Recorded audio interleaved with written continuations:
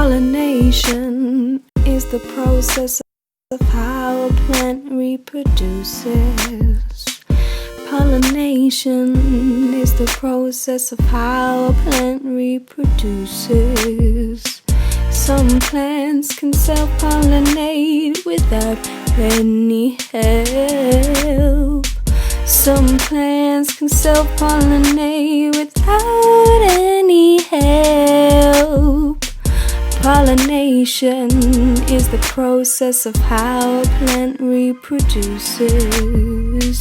Pollination is the process of how a plant reproduces. Other plants cross-pollinate.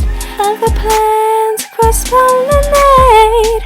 Through the rain and the wind, it transfers the pollen. Pollination is the process of how a plant reproduces. Pollination is the process of how a plant reproduces. Butterflies and bees like to drink the sweet, sweet nectar. The pollen attaches to their bodies and they fly off together. Then it drops on another plant, and then it pollinates.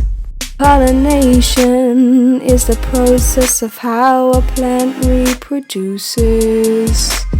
Pollination is the process of how a plant reproduces.